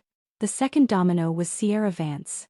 Michael's terrified mistress arrived at Evelyn's office, ready to sing. Her testimony was pristine. She confirmed the instructions regarding S. Vance Holdings, the pressure to sign the NDA, and critically, Michael's intent to frame both me and David, his partner. With Sierra's testimony and the recorded confession, Evelyn had enough leverage to ensure Michael would face a full slate of felony charges, guaranteeing his total incapacitation. The third and most powerful domino was Eliza, the mother of his child. She was now completely displaced, betrayed, and holding a 5-month-old baby. Her only immediate support system was the woman Michael had described as his crazy wife. Eliza chose to cooperate with Evelyn. She provided a detailed account of how Michael managed the South Beach condo, the secret bank account he used for the baby's expenses, and her total ignorance of his marital status. The tragic reality was that she was a victim, pure and simple. I instructed Evelyn to file a joint legal petition with Eliza's attorney. We would freeze the South Beach condo until the bank seizure, a move that would prevent Michael from selling it off, and then we would move swiftly to establish paternity and claim child support against Michael's remaining frozen assets. My revenge was never against the collateral damage. Eliza and the baby were innocent. By helping her, I was ensuring that Michael, once released, would be burdened with the permanent, financial and moral weight of his new family, forced to pay child support out of a zero-sum existence. The ultimate consequence was the stripping away of Michael's options. His professional life was gone. His personal life was fractured into three warring, dependent factions: his mother, his mistress, and his second family. Later that evening, Michael was released on an exorbitant bail bond, posted anonymously by a shady contact I had been monitoring. He was free, but only briefly, and completely broke. He went directly to the only place he knew, the house. The one place I knew he could not re-enter. He tried the key in the front door. I had altered the tumblers. The key wouldn't turn. He tried the garage. The code was disabled. He tried to connect to the Wi-Fi, access denied. He was locked out, physically, financially, and digitally. I watched him on the exterior camera feed, slumped on the front steps, defeated. He pulled out his phone, trying to call the only person left, the bond agent who paid his way out. But he was out of minutes, out of power, and out of luck. The police had confiscated his primary personal devices as part of the fraud investigation. He was standing on the porch of the $4 million home I paid for, in the city I ruled, with nowhere to sleep. The irony was devastating. He had paid $45,000 to get away from me, and he had returned to find himself homeless on my doorstep. I sent a final short message to the address linked to his bond agent. A single, short sentence: "Your eviction papers and the finalized divorce documents are in the mailbox. Do not attempt to contact me. V." He saw the notification, got up, and slowly walked to the mailbox. He pulled out the heavy envelope. I watched him open the documents, his fingers clumsy with fatigue and dread. The consequence was visible. The full divorce petition, detailing the fraud, the embezzlement, and the evidence of the recordings, all filed, clean, and irreversible. He finally looked directly at the camera I knew he wouldn't spot. Not with anger, but with the hollow, defeated realization that he had lost everything. The $45,000 vacation was over. The cost of admission was his freedom. The cost of the ticket was his entire life. The dominoes had fallen, and all I had to do now was wait for the final confrontation. The one where he would look into my eyes and confirm his own utter ruin. Michael was in custody, then briefly out on bail, only to find himself homeless and facing an avalanche of legal documents. Evelyn's strategy was perfect. Inundate him with paperwork, civil suits, criminal complaints, and the paternity claim from Eliza, all while cutting off his access to capital. He was forced to rely on a court-appointed public defender, a man utterly overwhelmed by the corporate complexity of the case. The time had come for the personal confrontation, not in a fit of rage but in a controlled legal setting, a mediation hearing for the preliminary divorce settlement. I arrived at Evelyn's office 2 hours early. I needed to be centered, cold, and utterly detached. Evelyn was magnificent, running through the final details. The secured assets, Sierra Vance's sworn testimony, the recorded confessions, and the fact that the acquiring firm was now prepared to testify against Michael. I was bulletproof. Michael, however, was about to walk into a room where his entire life, past and future, was controlled by the woman he abandoned. He arrived late, escorted by his overwhelmed public defender. He hadn't slept, hadn't shaved, and the expensive suit now looked like a costume for a tragic play. When he saw me calm, impeccably dressed, surrounded by a team of formidable lawyers, the fight visibly drained from him. He looked across the mahogany table, past Evelyn and his own defense attorney, and straight at me. His eyes were no longer angry, but filled with a hollow, desperate confusion. "Victoria," he rasped, his voice unrecognizable. "Please. Can we talk? Just you and me. This has gone too far." "The time for talking is over, Michael," I said, my voice cutting and absolute. "The only conversation we have left is the legal one. You chose to speak through lies and betrayal. I chose to speak through evidence and consequence." The mediation began. Evelyn presented the case with clinical precision. The embezzlement of Lily's trust, the corporate fraud, the conspiracy to frame me, and the subsequent abandonment of his family, both old and new. She laid out the $45,000 vacation, purchased with my money, as the central piece of evidence demonstrating financial malfeasance and premeditated escape. Michael's public defender tried to object, but the sheer volume of forensic evidence, emails, recordings, sworn statements from David and Sierra silenced him. Then came the personal climax. Evelyn brought up the recorded confession the moment Michael discussed framing me and his associate. She didn't play the audio, but she read the transcript aloud, slowly, deliberately. We use the trust accounts. We make it look like Victoria managed the overseas financing without my knowledge. Her corporate connections, her liquidity, it makes sense. She was the one who funded the whole trip, remember? It's the perfect cover. As the words hung in the air, Michael completely broke. Not with anger but with a sudden, devastating wave of guilt and self-pity. He buried his head in his hands, shaking. "I'm sorry, Victoria," he choked out, the sound muffled. "I was scared. I was going to lose everything. The firm was collapsing. I panicked." I watched him, utterly devoid of sympathy. The regret wasn't for the damage he caused, but for the failure of his plan. "You didn't panic, Michael." I corrected him, leaning forward slightly. "You planned. You bought a $45,000 plane ticket for your family to get them out of the way. You bought a locket for your mistress to buy her silence. You bought yourself 2 weeks of freedom, believing I would be too heartbroken to fight back. You didn't panic. You executed a calculated, despicable plan to ruin me." I paused, delivering the coup de grace. "You thought the $45,000 vacation was the prize. It was the receipt for your life. And I kept the original copy." Michael finally looked up, his eyes red and wet. "What do you want, Victoria? You have the company, you have the house, you have everything. Just stop. Let me walk away." "You don't have a choice in walking away, Michael. You are legally required to accept these terms." Evelyn slid the settlement agreement across the table. The terms were absolute.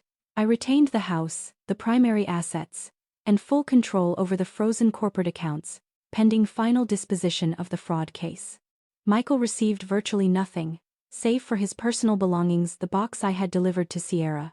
Crucially, the settlement stipulated that Michael would assume sole responsibility for the $45,000 expense, signing a legal affidavit acknowledging it was a fraudulent expense made under false pretenses. This was the final, symbolic reclamation of the money. He had to legally admit that he stole the vacation. He stared at the document, the fine print sealing his financial fate. He signed it, not with defiance but with a shaking hand, the last vestige of his power dissolving into the ink. The divorce was not final yet, but the settlement was irrevocable. He was ruined, legally and financially. I then offered one final, cold courtesy. "Your mother and siblings are still on the island. They are without funds and need to fly commercial coach immediately to avoid being detained. You need to call your public defender and authorize him to sign the necessary documents to liquidate the last remnants of your personal stock portfolio, not to pay your legal fees, but to cover their return flights. Otherwise they will miss their deadline." The irony was almost poetic. The last act of financial power Michael possessed was being forced to pay for the cheap return of the family he abandoned for the luxury vacation I bought. The vacation had come full circle. Michael nodded slowly, the realization of his complete helplessness dawning on him. Did you ever love me, Victoria?" He whispered, the question desperate, childish. I looked at him, my expression unreadable. "I loved the man I thought you were, Michael. The man who was worthy of my money, my trust, and my commitment. That man died the moment you left me at the airport. And I paid for his funeral." I stood up, gathering my things. I did not shake his hand. I did not look back. My lawyers would handle the rest. I walked out of the conference room and into the Miami sunshine, leaving him alone with his defeat and his public defender. The confrontation was over. The irony of his destruction was complete. The satisfaction of winning is often fleeting. The real reward is the quiet peace that follows. I was clean. I had the house, the assets, and the evidence of his ruin. Michael was left with nothing but court dates and the bill for his mother's economy flight home. I thought the story was concluded. I believed the final act of power was signing the settlement papers. I was wrong. The universe, it seemed, had one final, brutal twist designed specifically for Michael. While I was enjoying the first true moment of decompression in weeks, Evelyn called. Her voice was guarded, hinting at something significant. "Victoria, I have just received 2 pieces of highly unusual information that completely alter the final financial landscape of the divorce settlement." I sat up, the serene moment instantly shattered. "What is it, Evelyn? Is Michael trying to appeal?" "No. It's about the Central American construction deal Project Phoenix. The one Michael pushed through and tied to Vance Holdings, the one that collapsed his firm. Yes. The client fund pulled out, the firm went into receivership, and the new CEO acquired the assets for pennies. What about it? The acquiring CEO just called me, Victoria. He found a detail Michael missed. The original contract wasn't just a construction deal. It contained a penalty clause worth triple the value of the prepayment, triggered if the client pulled out after the initial engineering plans were approved. Michael was so eager to launder the prepayment that he pushed the project past a critical legal threshold, not realizing the catastrophic legal liability he was incurring for his firm. The fraud investigation caused the client to pull out, which triggered the massive, crippling penalty. So, the firm is liable for 3 times the project cost? I asked, absorbing the staggering financial exposure. Worse, Victoria. When the new CEO acquired the firm's assets, the contract's liabilities transferred with them. The new CEO, the one who bought the firm for almost nothing, is now responsible for an enormous debt that will instantly bankrupt the newly acquired company. The irony was a dark, magnificent masterpiece. Michael's final fraudulent act didn't just ruin himself. It ruined the man who thought he was benefiting from Michael's downfall. The corporate vulture had just devoured a poison pill. I wasn't involved. My settlement had already carved me out clean. I had no financial liability whatsoever. My vindication was complete. Michael's incompetence had created a self-destruct mechanism that continued to dismantle the lives of everyone who tried to profit from his failure. And the second piece of information, Evelyn? I asked, my voice now tinged with morbid fascination. It relates to the Lily's Trust Fund embezzlement. Remember how the account was frozen due to suspicious activity? Yes. Michael's withdrawal pattern. It turns out, Michael wasn't embezzling funds from the trust. He was embezzling funds into a parallel account that he controlled. He was using the trust as a holding zone for small, untaxed corporate kickbacks. The principal of Lily's Trust, the money Michael's grandfather had invested years ago, was protected in a completely separate, untouchable fixed-term bond. A bond Michael himself had forgotten existed. The true climactic shift was revealed. Michael wasn't stealing from his sister's future. He was stealing the small, monthly interest payments for quick cash flow. He was an embezzler, but a pathetic, short-sighted one. The original capital of the trust, the principal intended for Lily's education, was safe. It hadn't been touched. This detail provided the final, quiet, empowered victory over Michael's mother, Carol. She had been begging me to release the funds, believing they were gone forever. I told Evelyn, unfreeze the interest account. But immediately initiate the transfer of the entire principal of the trust, the untouched, large bond, directly into a new, irrevocable educational endowment in Lily's name, co-managed by an independent, fiduciary firm. Michael and Carol can never touch the principal again. By taking this action, I wasn't just returning the money. I was ensuring Michael's family would never again be dependent on him or on my future generosity. I cut the rope of codependency completely, ensuring that Lily, the innocent party, would have the secure future Michael almost jeopardized. This was the final, ethical cleanse of his mess. I had neutralized the professional threat, secured the divorce, and now ensured the safety of the only truly vulnerable person in his orbit. The final twist was the ultimate realization that Michael's arrogance was the ultimate undoing of every single person who tried to align with him, even the ones who tried to help themselves to his downfall. He wasn't just a cheat. He was a walking financial contagion. I left the spa, feeling a lightness I hadn't felt in years. The world had righted itself, thanks not to luck, but to meticulous planning and a little help from Michael's spectacular incompetence. Later that day, I received a final, strange communication. A physical letter, delivered by courier. It was from Michael, written on cheap, lined paper. It contained no threats, no bargaining, only a single typed sentence. I hope the $45,000 was worth it, Victoria. You won. I smiled, a genuine, private smile. He finally understood. I took a picture of the letter and sent it to Evelyn. My response to Michael was simple, unspoken, and total. I shredded the letter and watched the confetti drift into the recycling bin. He had signed the settlement. His words no longer mattered. $45,000 vacation was the most important financial move of my life. It didn't cost me. It saved me. It bought me clarity, control, and a future unburdened by a colossal lie. The final twist cemented my victory. Michael's own hubris guaranteed his lasting financial ruin, and the unintended rescue of the one innocent life he endangered. You enjoyed my meticulous planning, my cold, sharp execution. Now, if you fail to act on the simplest instruction to subscribe, you prove that you, too, are susceptible to the same kind of catastrophic complacency. You become a participant in the betrayal of the very content you devoured. Is your finger truly too heavy? Is your short-term memory already erasing the clarity I just delivered? Do not let Michael's fate be a mirror for your own inaction.